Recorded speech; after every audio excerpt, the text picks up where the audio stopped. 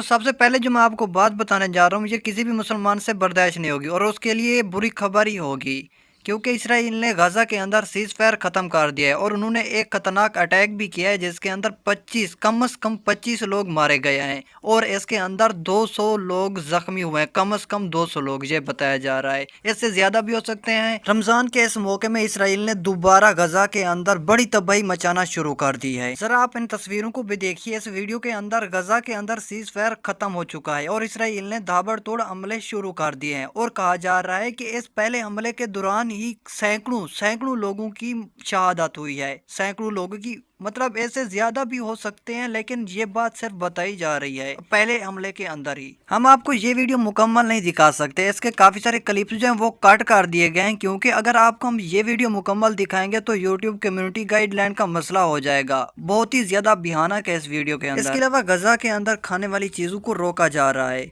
بھوک کو ایک ہتھیار کے طور پر استعمال کیا جا رہا ہے کہ وہ بھوک سے ہی مار جائے۔ جو لوگ غزہ کے اندر خوراک سپلائی کر رہے تھے اب وہ خود ہی سامنے آ کر یہ چیزیں بتا رہے ہیں، ذرا آپ یہ سنیں۔ We know that the so-called ceasefire was never really a ceasefire. It was a slowing down of Israeli violence against the Palestinian people in Gaza.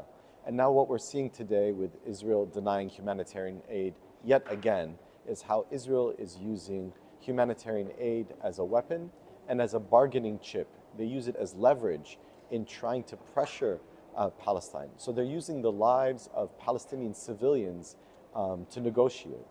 So what we see now is, again, not a ceasefire, but a slowing down of the killing because they're not using the same degree of bombs and bullets. But we're seeing people continue dying from starvation and from disease. Israel resuming its violence against people in Gaza.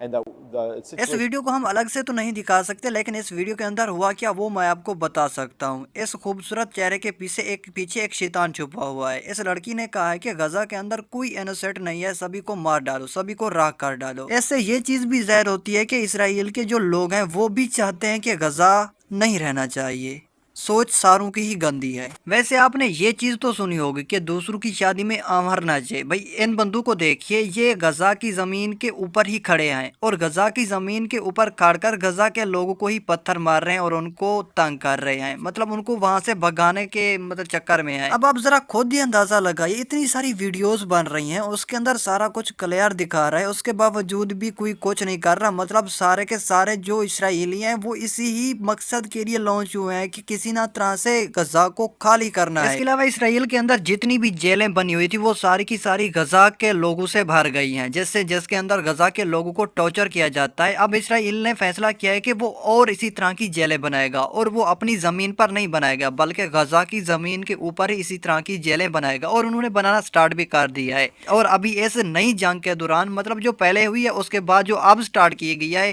لوگوں کو پکڑ کر اس کے اندر ڈالا جائے گا، مطلب وہ پورے کے پورے غزہ کو جیل کے اندر ہی بند رکھ کے ان کو ٹارچر کرنا چاہتے ہیں۔ اب جو میں آپ کو بات بتانے جا رہا ہوں یہ آپ کے دل کو ایک دم سے پریشان کر دے گی، یہ آپ کے جسم کو ہلا کر رکھ دے گی۔ اسرائیل نے پورے کے پورے جو ویسٹ بینک ہے اس کو تباہ و برباد کر دیا ہے، مطلب جو گھر بار بچے ہوئے تھے اب وہاں پر ایک ایسا مکان بھی نہیں ہے جو صحیح سلامت ہوگا، ساروں کو ہی اس نے نیست و نابود کر دیا ہے، مطلب ان کا پورا ویسٹ بینک کے اوپر کنٹرول اب مکمل پکا ہے۔ اس کے علاوہ رشیا اور حماس کے ٹاپ لیڈرز پہنچے ہیں روس کے لیڈر سے ملنے کے لیے، یعنی کوئی ایران کے اندر ہلچل ہونے والی ہے یا پھر غزہ کے اندر کچھ نہ کچھ ہونے والا ہے بڑا۔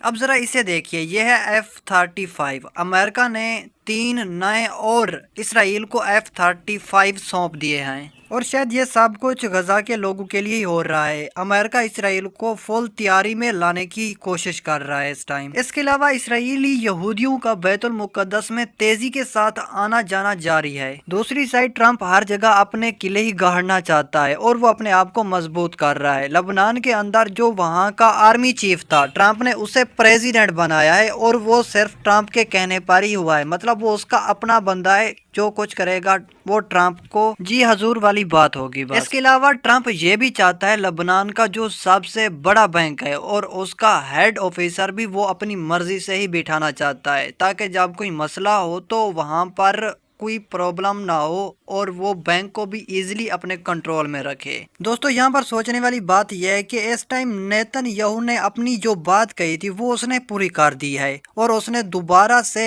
वहां पर जंगी माहौल पूरी तरह से गर्मा कर रखा हो। जो वादे और मुआदे इसराइली करते थे उन पर खड़ के ही थूक दिया है उसने। और अब सोचने वाली बात यहाँ पर यह भी है कि इस टाइम पूरे मुस्लिम ममालिक के सदर चुप हैं, किसी के कान तक भी जू नहीं रेंगती कि भाई यहाँ पर पूरा का पूरा गजा मिलीमेट हो गया है, कोई 1% भी बात कर दे। सारे ऐਵੇਂ सोए हुए हैं जैसा लगता है कि इन्होंने कोई ऐसी भंग पी है कि कभी उठना भी नहीं है। इस हमले से एक दिन पहले सऊदी अरब के अंदर एक अमेरिका से व्यक्ति आया था और वो सऊदी अरब के सदर से मिला था। मुझे लगता है यही है कि उसने इनके मुंह में कुछ ना कुछ तो डाला है जिसकी वजह से सऊदी अरब एकदम से चुप हो गया, वो कुछ बोल भी नहीं रहा।